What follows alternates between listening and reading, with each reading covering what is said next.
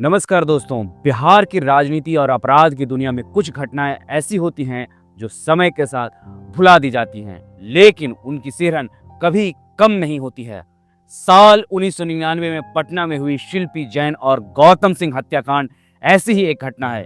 23 वर्षीय शिल्पी जैन जो मिस पटना रह चुकी थी और युवा नेता गौतम सिंह की लाशें अर्धनग्न अवस्था में एक कार में मिली थी। ये मामला न केवल हत्या का था बल्कि इसमें बलात्कार, राजनीतिक साजिश और सरकारी मिशनरी की मिली भगत की आशंका भी जुड़ी हुई है। पुलिस ने इसे आत्महत्या बताकर रफा दफा करने की कोशिश की, लेकिन फॉरेंसिक रिपोर्ट ने एक अलग कहानी बयां की। सीबीआई जांच के बावजूद मामला बंद हो गया और 26 साल बाद भी शिल्पी के पिता उज्जवल जैन न्याय की गुहार लगा रहे हैं। इस वीडियो में इस कांड की पूरी कहानी को विस्तार से उजागर करेंगे। हम घटना के दिन से शुरू करके पुलिस की लापरवाही, राजनीतिक हस्तक्षेप और फॉरेंसिक सबूतों, सीबीआई जांच और हालिया विवादों तक सब कुछ कवर करेंगे इस वीडियो में। तारीख थी 3 जुलाई 1999। पटना का गांधी मैदान थाना क्षेत्र MLA क्वार्टर के बंगला नंबर 12 की गैराज में एक कार खड़ी थी।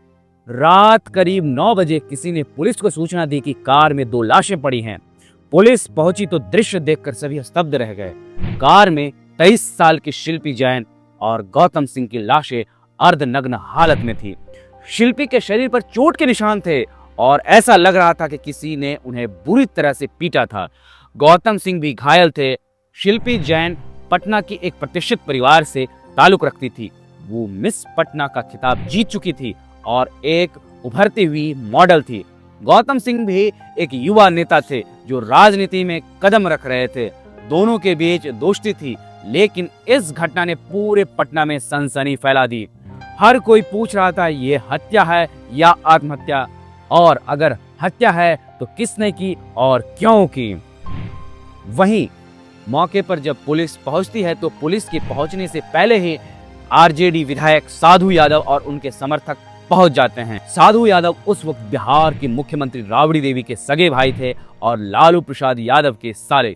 बंगला नंबर 12 साधु यादव का ही था और गैराज उनके घर से सटा हुआ था। उन्होंने जोरदार हंगामा किया, नारेबाजी की। ऐसा लगा कि जैसे वे मौके को नियंत्रित करने आए हो। पुलिस ने लाश को देखा और तुरंत पोस्टमार्टम के लिए भेज दिया, लेकिन यहाँ से शुरू हुई लापरवाहियों की श्रृंखला। गौतम सिंह का परिवार उस वक्त विदेश में था। उन्हें बिना सूचित किए पोस्टमार्टम कराया गया और रातों रात अंतिम संस्कार भी करा दिया गया। शिल्पी का अंतिम संस्कार भी अगली सुबह 4 जुलाई को कर दिया गया। सबसे बड़ा सबूत, वो कार जिसमें फिंगरप्रिंट हो सकते थे, उसे एक सिपाही खुद चलाकर थाने ले गया। टोइंग से ले जाने के बजाय ड्राइव करके ले जाना मतलब संभावित सबूतों को नष्ट करना। पोस्टमार्टम रिपोर्ट आने से पहले ही पटना पुलिस ने अपनी रिपोर्ट तैयार कर दी। तत्कालीन सिटी एसपी मनविंदर सिंह भाटिया ने दावा किया कि उसकी मौत का कारण कार्बन मोनोऑक्साइड पॉइजनिंग है। उन्होंने कहा कि दोनों कार में यौन संबंध बना रहे थे और कार का एसी चलाने से दम घुट गया। लेकिन जब पोस्टमार्टम रिपोर्ट आई तो मौत का कारण स्पष्ट नहीं हुआ था। रिपोर्ट में जहर की संभावना जताई गई। पुलिस ने अपना बयान बदल दिया और कहा कि दोनों ने आत्महत्या की है। शिल्पी के शरीर पर सीमेंट के धब्बे मिले थे, लेकिन पुलिस ने उन्हें पसीना का दाग बता दिया।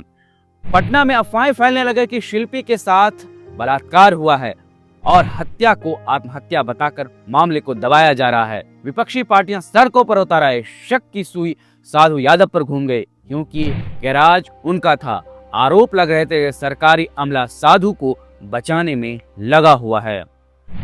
ठीक घटना के 25 दिन बाद 28 जुलाई 1999 को दूसरी रिपोर्ट आई। इसमें दोनों के बॉडी में एल्युमिनियम फॉस्फोइड सल्फास का अंश मिला, जो एक घातक जहर है। कार्बन मोनोऑक्साइड की रिपोर्ट नेगेटिव आई। सैंपल्स को हैदराबाद के centre of DNA fingerprints and diagnostic CDFD भेजा गया। रिपोर्ट में खुलासा हुआ कि शिल्पी के इनरवेयर पर 1 से ज्यादा लोगों के सीमेन स्ट्रेन हैं, मतलब बलात्कार की संभावनाएं मजबूत हो सकती हैं। साधु यादव का नाम इस मामले में सबसे ज्यादा उछाला गया। वे राबड़ी देवी सरकार में प्रभावशाली थे। आरोप था कि शिल्पी और गौतम को साधु यादव के गेस्ट हाउस में ले जाया गया, जहां बलात्कार और हत्या हुई। मीडिया की रिपोर्ट के मुताबिक 2 जुलाई 1999 को शिल्पी कोचिंग क्लास जा रही थी। उन्होंने रिक्शा लिया, लेकिन पीछे से एक कार आई। कार में गौतम का जानकार था। उसने शिल्पी को कार में बैठा लिया और बाल्मी गेस्ट हाउस ले गया, जहां गौतम इंतजार कर रहा था। ऐसा कहकर तो शिल्पी को ले गया, लेकिन वहां गौतम नहीं था।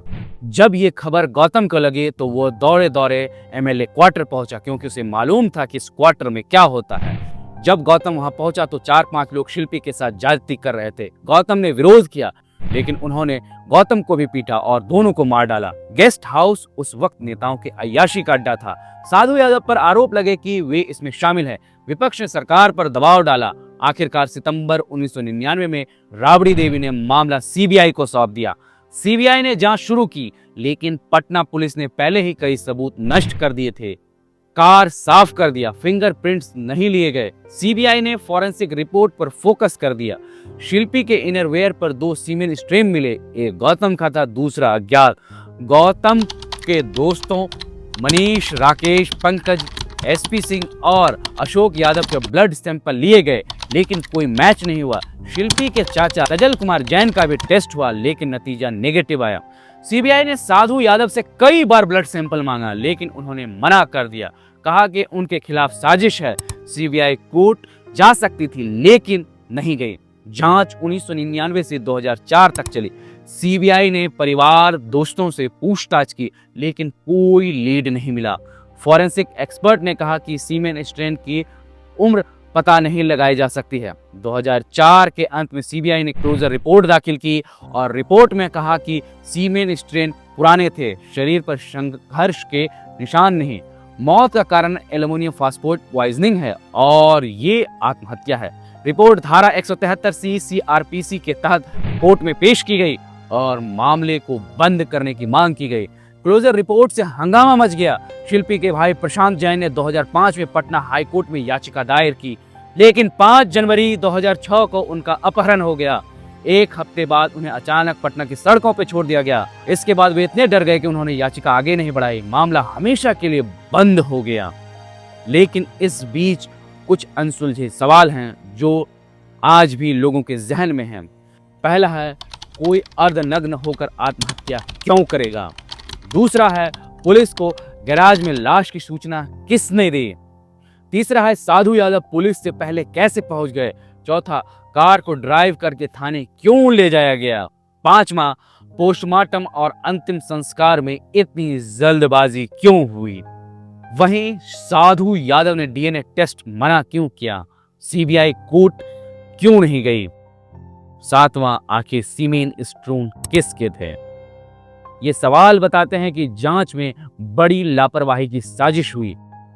अब आप दर्शकों सोच रहे होगा कि 26 साल बाद मैं ये कहानी क्यों सुना रहा हूं। 26 साल बाद ये मामला फिर चर्चा में इसलिए आया है क्योंकि जन स्वराज पार्टी के प्रशांत किशोर ने दावा किया है कि उप मुख्यमंत्री सम्राट चौधरी इस केस में जुड़े थे। उनका नाम राकेश कुमार था, जो गौतम के दोस्तों में से एक था।